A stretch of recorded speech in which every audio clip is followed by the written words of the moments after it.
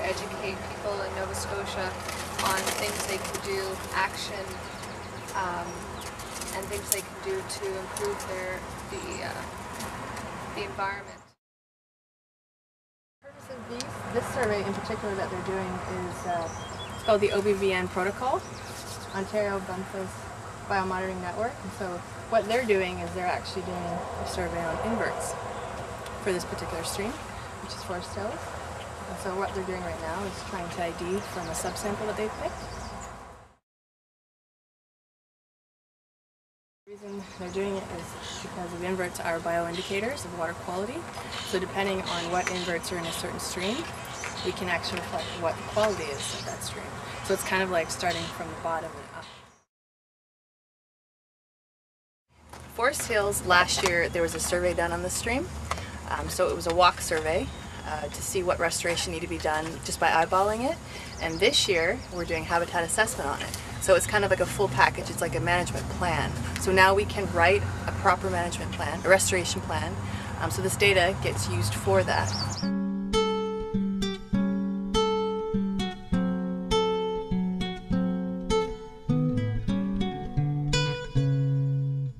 Well, the reason we're monitoring water quality at Scraggy Lake is because a company has the rights to create a gold mine at the north end of the lake, and they basically want to, all of the effluent from the mining operation will flow into that lake. So the mine hasn't opened yet, so ahead of that we want to build up a database of water quality measurements in the area, so that when the mine does open, we'll be basically, we'll know immediately if the quality of water in the lake is degraded by the mine, and we sort of expect that it will be.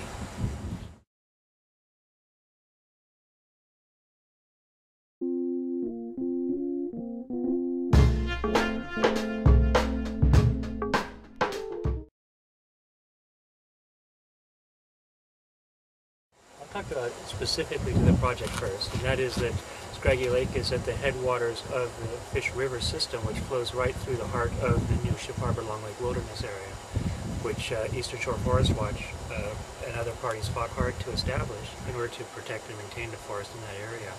And we're concerned that if the primary watershed through that area is contaminated, it will have an effect upon the wilderness.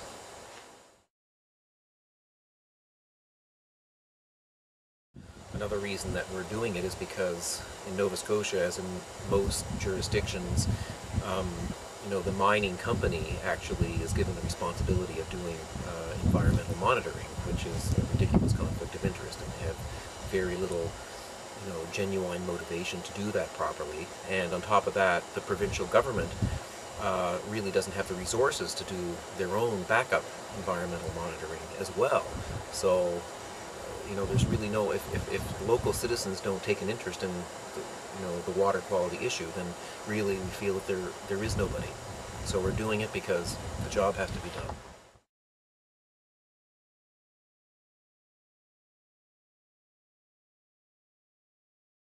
I'm a horticulturist, and I currently operate a certified organic farm. I'm a research scientist with the Canadian Department of National Defence, and I head up a research laboratory specializing in underwater acoustics. So I'm used to field trials and making measurements, and doing this volunteer work is just more fun.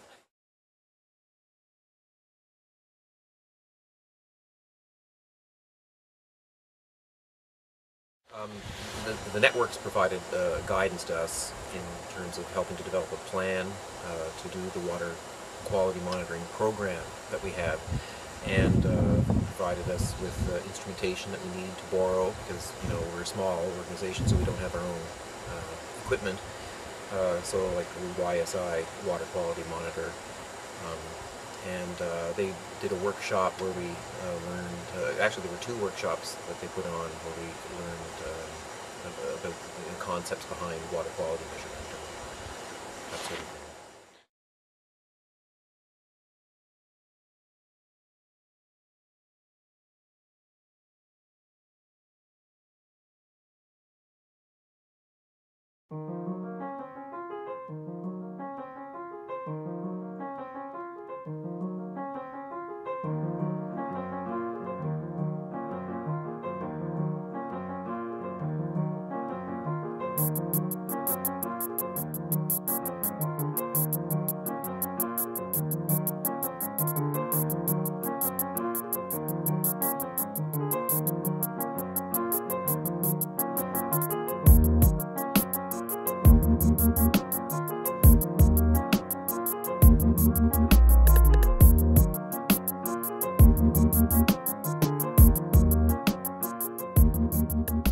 The association was formed in June 1988, and we have approximately 200 members.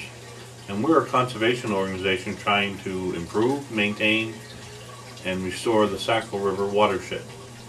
The Sackville River watershed is 147 square kilometers. Yeah, we have a pretty low impact program. We do 14 sites on average each summer. We'd like to do more, but we've picked 14 to try to best represent the different river channels and the different habitat areas and impact areas on the watershed. And it gives us a pretty good profile that we can integrate with government and other organizations' data sets to try to create a full water quality profile in the watershed. We mainly concentrate on restoration of Atlantic salmon habitat. We use the Atlantic salmon as a biological indicator of water quality. If we can keep the wild Atlantic salmon in the river, generally, overall, the water quality is very good.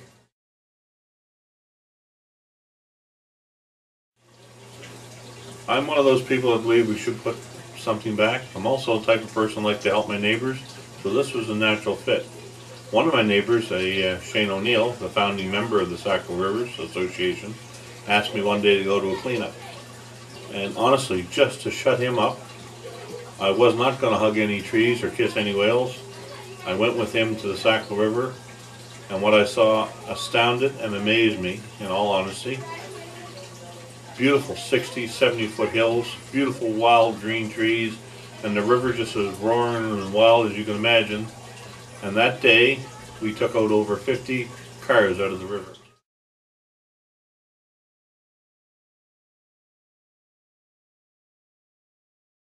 I do a monitoring program to prove what's wrong.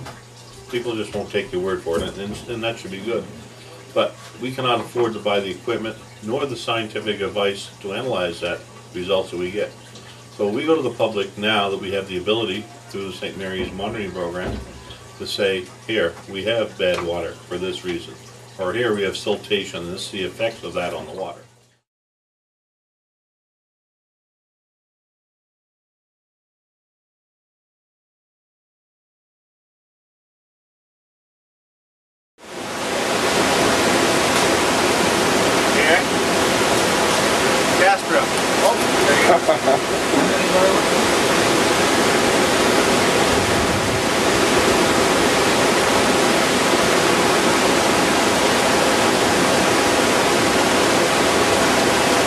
This is one of the things we're trying to protect. So they're migratory fish in the Sackville River watershed. The populations we think are generally all right, but they're important fish. They're really important for transferring nutrients to the watershed because they come up, spawn, and cool, eh?